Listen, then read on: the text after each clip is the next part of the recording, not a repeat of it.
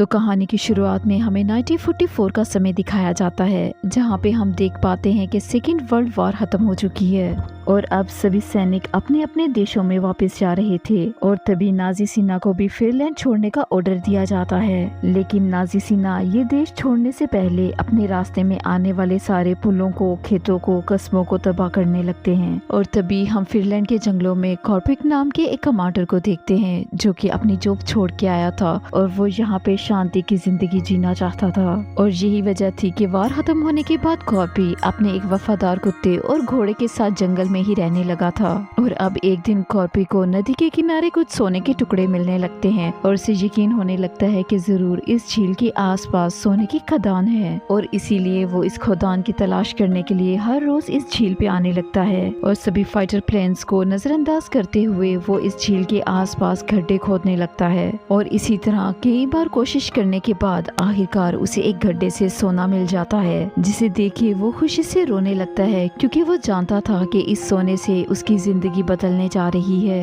हर Korpi इस सोने को उठा के अपने कैंप में ले आता है, जहाँ पे वो पूरी रात जाके इस सोने की हिफाजत करता है, क्योंकि उसे डर था कि कोई उसके सोने को चुरा के ना ले जाए। अब अगली सुबह कॉर्पी सारा सोना अपने घोड़े पे रखता है और यहाँ से निकल पड़ता है, जिसके साथ उसका कुत्ता भी उसके पीछे पीछे जाने लगता है। और अब थोड़ा ही रास्ता तय करने के बाद उसे नाजी सेना का जनरल ब्रोनो दिखाई देता है, जो कि अपने सैनिकों के साथ यहाँ से गुजर रहा था। और उसके साथ उसके कुछ साथी और औरतें भी थी, जिन्हें वो फिनलैंड से अपनी हवस मिटाने के लिए अपने साथ ही लेके आया था। तभी हम वुल्फ नाम के एक सैनिक को देखते हैं, जो कि एक औरत के साथ जबरदस्ती करता है। और यहाँ पे कॉर्पिक ब्रोनो को देखता है और उसे नजरअंदाज करते हुए आगे बढ़ जाता है। तभी वुल्फ ब्रोनो के पास आता है और वो कॉर्पी को मारने के लिए अपनी गन उठा लेता है, जिसपे ब्रोनो उसे रोक लेता है और उसे कहता है कि ये आदमी वैसे भी अपनी मौत की तरफ जा रहा है, क्योंकि हमारा एक फौजी दस्ता पीछे आ रहा है। तभी हम देखते हैं कि कॉर्पी आगे बढ़ता है, जहाँ पे उसे रास्ते में कई लाशें टंगी मिलती हैं। असल में ये नाजी आर्मी लोगों को मारते हुए यहाँ से बाहर जा रहे थे, लेकिन कॉर्पी को इन बातों से कोई फर्क नहीं पड़ता, क्योंकि वर्ल्ड वॉर के दौरान उसने भी कई लोगों की जान ली थी। खैर थोड़ी दूर जाने पे कॉर्पी को रास्ते में एक ट्रक नजर आता है, जहाँ पे 4 नाजी सैनिक होते हैं और ये चारों कॉर्पी को घोड़े से नीचे उतरने को कहते हैं और उसका बैग चेक करने लगते हैं, जिनमें कॉर्पी ने सोना रखा हुआ था।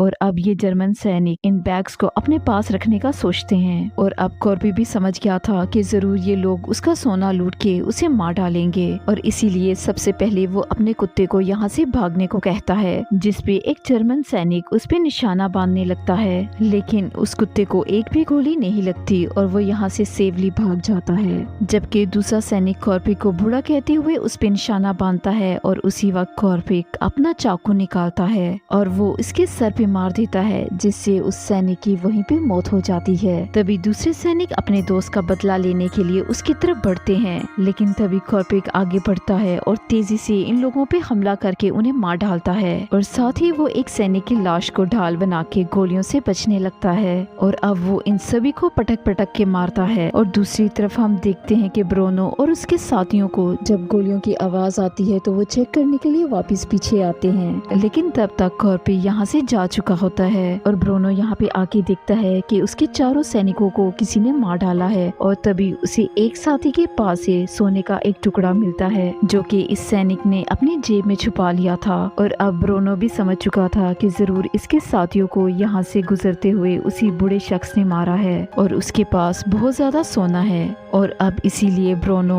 कॉर्पिक के पीछे जाने का फैसला करता है। और अब कुछ दूर जाने के बाद उन्हें रास्ते में कॉर्पिक दिखाई देता है और वो अपने टैंक से उस पे हमला करने लगता है। तभी कॉर्पिक भी अपने घोड़े की स्पीड बढ़ा देता है और उन्हें चकमा दे के यहाँ से भाग निकलता है। और अब कॉर्पी अपने दुश्मनों से बचता हुआ माइनफील्ड में चला जाता है, जहाँ पे नाजिक सेना ने कई सारे बम बिछा के रखे थे। और इसी दौरान ब्रोनो भी वहाँ पे पहुँच जाता है, लेकिन वो अपने साथियों को शूट करने से मना मना कर देता है और वो हंसते हुए उन्हें बताता है कि ये बूढ़ा आदमी खुद अपनी मौत की तरफ जा रहा है। तभी हम देख पाते हैं कि कॉर्पिक का घोड़ा एक माइन पे पाँव रख देता है, जिससे वहाँ पे ब्लास्ट हो जाता है और इस ब्लास्ट में कॉर्पी तो जख्मी हो जाता है लेकिन उसका घोड़ा मारा जाता है। और थोड़ी देर बाद ब्रोनो और उसके साथी भी यहाँ पे पहुँच जाते हैं और वो देखते हैं कि कॉर्पी अपना सारा सोना बैग में रख रहा है और इसीलिए ब्रोनो वहीं पे रुक जाता है और वो कॉर्पी को देखता रहता है। असल में वो सोना हासिल करने के लिए इस माइनफील्ड में जाना नहीं चाहता था और इसीलिए वो कॉर्पी को मारने के लिए थोड़ा सा इंतजार करता है। और जैसे ही कॉर्पी सारा सोना उठा लेता है, ब्रोनो अपने साथियों को ऑर्डर देता है कि वो शूट करें, लेकिन दूसरी तरफ कॉर्पी भी पहले से तैयार था और इसीलिए वो सोने के साथ एक पत्थर भी उठा लेता है, जिसे वो माइन पे मार के जोर से ब्लास्ट करता है, जिससे वहाँ पे काफी ज्यादा धुआं फैल जाता है और कॉर्पी इस धुएं की आड़ में छुप जाता है। और दूसरी तरफ नाजी सिन्हा भी कॉर्पी को मारने के लिए धुएं में ही अंधाधुंध गोलियां चलाने लगते हैं, लेकिन कॉर्पी एक शील्ड की मदद से इन गोलियों से बचता रहता है। और इसके बाद ब्रोनो अपने एक साथी को कॉर्पी को ढूंढने के लिए इस माइनफील्ड में भेजता है, लेकिन गलती से उसका साथी एक माइन पे पाँव रख देता है, जिसकी वजह से ब्लास्ट होता है और उसका साथी भी मारा जाता है। और इसके बाद दो साथियों को इसी माइनफील्ड में भेजा जाता है, लेकिन उनके साथ भी यही हशर होता है। लेकिन जब यहाँ का धुआं साफ होता है तो उन्हें पता लगता है कि कॉर्पी यहाँ से भाग चुका है और ये देख के ब्रोनो को बहुत ज्यादा गुस्सा आ रहा था और इसीलिए वो डिसाइड करता है कि वो दो औरतों को ढाल बना के इस माइनफील्ड से आगे बढ़ेंगे। और अब इन दो औरतों को टैंक के साथ बांध दिया जाता है और उन्हें टैंक के आगे आगे चलने को कहा जाता है। और इसी दौरान ब्रोनो भी उस जगह की जांच करता है जहाँ पे उसे कॉर्पी के कुत्ते का एक टैग मिलता है। और अब ये सभी लोग माइनफील्ड से गुजर रहे थे और अब ब्रोनो टैंक के रेडियो के जरिए से उस आदमी के बारे में पता लगाने की कोशिश करता है, तो उसे पता लगता है कि इस आदमी का नाम कॉर्पी है, जो कि बहुत खतरनाक आदमी है। और ब्रोनो का साथी उसे बताता है कि इस आदमी ने अब तक 300 आदमियों को मार डाला है, जो कि रशियन सोल्जर थे। दरअसल रशियन सोल्जर्स की वजह से उसका सारा परिवार मारा गया था और इसीलिए उसने कमांडर बनने की सोची, ताकि वो अपने परिवार वालों की मौत का बदला ले सके। लेकिन समय के साथ साथ वो इतना खतरनाक हो चुका था कि आर्मी वालों ने भी उसे छोड़ दिया था। और मजीद वो ये भी बताता है कि हम लोग बहुत लकी हैं, जो कि उसे मिलने के बाद भी जिंदा बच गए हैं और इसीलिए हमें उसका पीछा छोड़ देना चाहिए और यहाँ से वापस चले जाना चाहिए। और ब्रोनो को इससे कोई फर्क नहीं पड़ रहा था। वो कहता है कि वैसे भी जंग तो खत्म हो चुकी है और जब हम वापस जाएंगे तो वैसे भी हमें मार दिया जाएगा। और इस आदमी के पास बहुत सारा सोना है, जिसे दे के हम अपनी सजा को भी माफ करवा सकते हैं और इसीलिए हमें उसे ढूंढना ही होगा। और जिस आदमी को कोई नहीं मार सका उसे मैं मारूंगा। और इसी बीच में हम कॉर्पिक को देखते हैं, जिसे रास्ते में जला हुआ एक ट्रक दिखाई देता है और वो खुद को बचाने के लिए इस ट्रक के पीछे छुप जाता है और अपने तमाम जख्मों से गोलियां निकालने लगता है। और वो यहाँ पे थोड़ा सा रेस्ट कर रहा था कि तभी कॉर्पी का कुत्ता भी यहाँ पे आ जाता है, लेकिन वो कॉर्पी के पास नहीं जाता क्योंकि कॉर्पी ने उसे अपने पास आने से मना कर रखा था और वो दूर से खड़ा उसे बस देखता रहता है। और यहाँ कॉर्पी की हालत खराब होने की वजह से उसकी आंख लग जाती है और थोड़ी देर बाद यहाँ पे नाजिक सिन्हा आ जाती है, जिसकी आवाज से कॉर्पिक जाग जाता है। और कॉर्पिक देखता है कि नाजिक सिन्हा उसे ढूंढने के लिए कुत्तों का इस्तेमाल कर रहे हैं और इसीलिए वो फौरन ट्रक के नीचे छुप जाता है और नाजी आर्मी ऑफिसर्स को देखने लगता है। और अब वो मौका पाके इस नाजी आर्मी के ऑफिसर्स के ट्रक के नीचे घुस जाता है और इसमें छेद करके खुद पे फ्यूल गिराने लगता है, ताकि नाजी आर्मी के इन कुत्तों को उसकी स्मेल न आ सके। और इसके बाद नाजी कॉर्पिक को ढूंढने के लिए एक नया प्लान बनाते हैं और वो वहीं पे रुक जाते हैं। और कॉर्पिक अब यहाँ से भागने लगता है, लेकिन एक कुत्ता उसे देख लेता है और उस पे भौंकने लगता है, जिससे इन सोल्जर्स को भी कॉर्पिक के बारे में पता लग जाता है और वो कॉर्पिक पे गोलियां चलाने लगते हैं, जिसमें से एक गोली कॉर्पिक के पांव पे भी लगती है, लेकिन फिर भी वो यहाँ से भाग जाता है। अब ये देखते हुए ब्रोनो अपने दो कुत्तों को कॉर्पिक के पीछे लगा देता है और अब इन कुत्तों से बचने के लिए कॉर्पी खुद को जला देता है और पास वाली झील में ही छलांग लगा देता है। और अब सभी सैनिक उस पे गोलियां चलाने लगते हैं और ब्रोनो अपने साथियों को रोकता है और कॉर्पिक के पानी से बाहर आने का इंतजार करने लगता है। और कॉर्पी काफी देर तक पानी के अंदर ही रहता है, वो पानी से बाहर नहीं निकलता।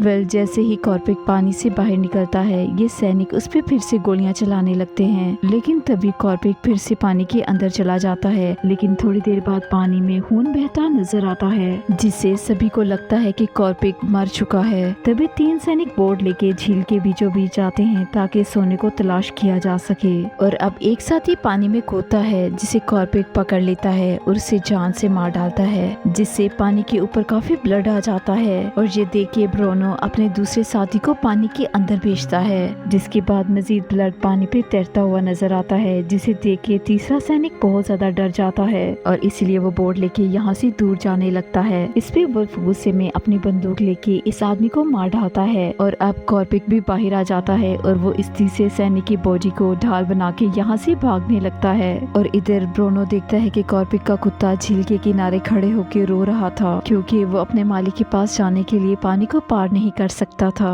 और अब ब्रोनो कॉर्पिक के कुत्ते को लेके अपना एक और मास्टर प्लान बनाता है। और दूसरी तरफ हम कॉर्पिक को देखते हैं, जो कि काफी दूर चलने के बाद एक शहर में पहुंच चुका था, लेकिन इस शहर को नाजिस ने जला के राख कर दिया था। और चूंकि कॉर्पिक बहुत ज्यादा थक चुका था और इसीलिए वो गैस स्टेशन जाके आराम करने लगता है। और जहाँ पे वो अपने पाँव के दर्द को नजरअंदाज करने की कोशिश करता है और उसे वो दिन याद आता है जब उसकी फैमिली मारी गई थी। और इसी बीच में उसकी आग लग जाती है और अब जब उसे अपने कुत्ते के भौंकने की आवाज आती है तो वो फौरन से जाग जाता है। और जब वो अपने कुत्ते के पास आता है तो देखता है उसके कुत्ते के साथ किसी ने बम बांध दिया था और वो फौरन से इस बम को उतारता है और दूर फेंकने की कोशिश करता है। और इसी बीच में वो बम भी ब्लास्ट हो जाता है, जिसके धमाके से कॉर्पी भी होश हो जाता है। और जब उसकी आंख खुलती है तो वो देखता है कि उसके सामने ब्रोनो और उसके साथी होते हैं, जिन्होंने उसे बंदी बना लिया था। और अब ब्रोनो कॉर्पी का सारा सोना चुरा लेता है और उसके पॉकेट में सोने का एक टुकड़ा रख के उसे फांसी पे लगा के यहाँ से चला जाता है। लेकिन कॉर्पी यहाँ पे मरा नहीं था, क्योंकि उसने खुद को बचाने के लिए एक कील के साथ अपना पाँव अटका दिया था।